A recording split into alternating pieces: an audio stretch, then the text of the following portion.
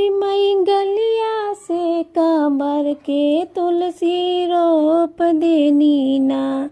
अरे मई गलिया से काबर के तुलसी रोप देनी ना।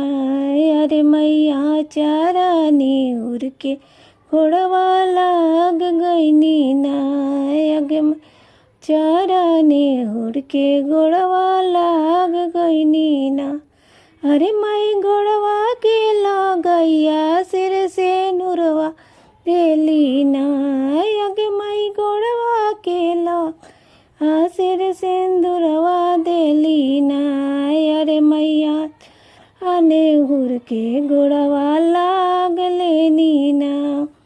अरे माई खेतवा से काबर के तुलसी रोप दे ना।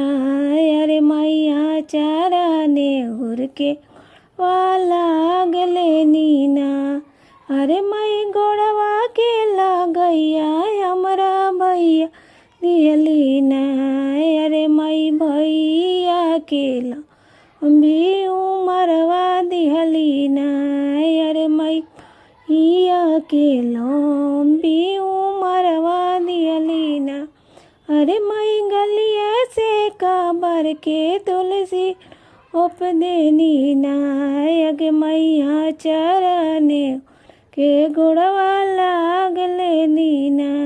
अगे मई चाराने उड़ के गोड़वा लाग लेनी ना। अरे मई गोड़वा के लगैया हमरा बेटा हलन ना। अगे मई गोड़वा के लगैया बेटा देलन्ना। अगे मई बेटवा के लंबी उमर दियलन्ना। अगे मई बेटवा के लंबी उमरिया दियलन्ना। अरे मई गलिया से काबर के तुलसी रोप ना। अगे मई गलिया से काबर तुलसी रोप देनी ना। अरे मैया चाराने उड़ के गोड़वा लाग लेनी ना।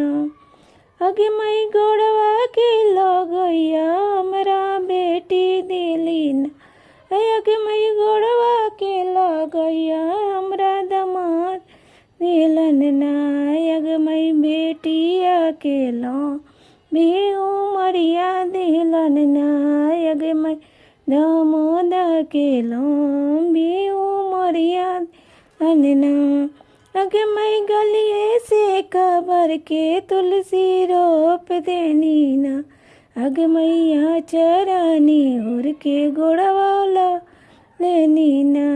अगे मैया चारानी उड़ के गोड़वा लाग लेनी ना। हमरा गोड़वा के लगैया हमरा पोती दिहले ना। हमरा गोड़वा के लगैया हमरा पोती जवा दिहले ना। अगे मई पोती जी के लंबी उमरिया दिहले ना। अगे मई भतीजवा के लंबी उमरिया दिहले ना। अगे मई गलिए से काबर के तुलसी रोप दे ना। अगे मैया चाराने उड़ के गोड़वा लाग लेनी ना। अगे मैया चाराने उड़ के गोड़वा लाग लेनी ना।